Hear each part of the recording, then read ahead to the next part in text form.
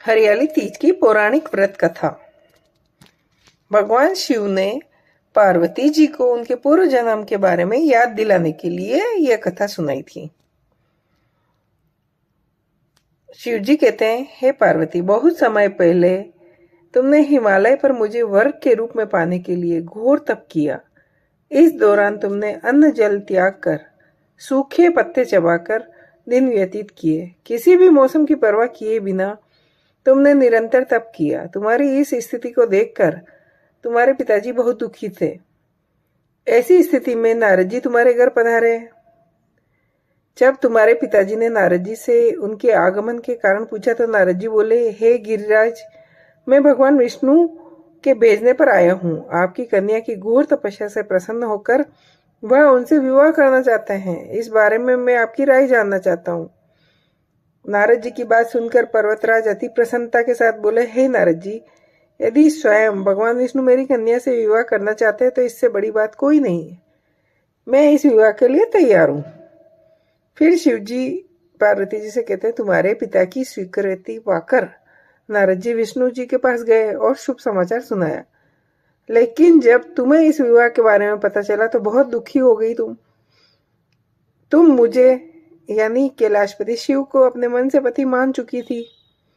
तुमने अपने व्याकुल मन की बात अपनी सहेली को बताई। तुम्हारी सहेली ने सुझाव दिया कि वह तुम्हें एक घनघोर वन में ले जाकर छुपा देगी और वहां रहकर तुम शिव जी को प्राप्त करने की साधना करना। इसके बाद तुम्हारे पिता तुम्हें घर में न पाकर बड़े चिंतित और दुखी हुए। वह सोचने लगे, यदि विष्णु जी बारात लेकर आ गए और तुम घर पे नहीं मिली तो क्या होगा। उन्होंने तुम्हारी खोज में धरती पाताल एक करवा दिए, लेकिन तुम नहीं मिली। तुम वन में एक गुफा के भीतर मेरी आराधना में लीन थी। भाद्रवा तृतीय शुक्ल को तुमने रेत से एक शिवलिंग का निर्माण कर मेरी आराधना की, जिससे प्रसन्न होकर मैंने तुम्हारी मनोकामना पूर्ण की।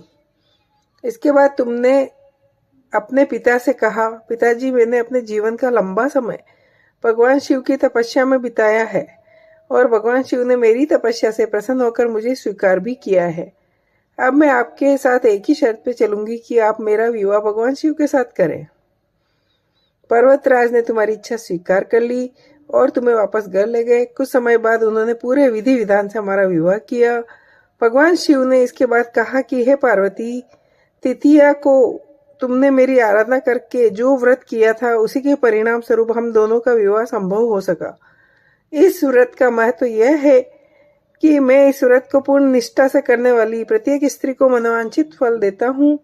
भगवान शिव ने पार्वती जी से कहा कि इस व्रत को जो भी स्त्री पूर्ण श्रद्धा से करेगी उसे तुम्हारी ही तरह अचल सुहाग प्राप्त होगा। जय हो।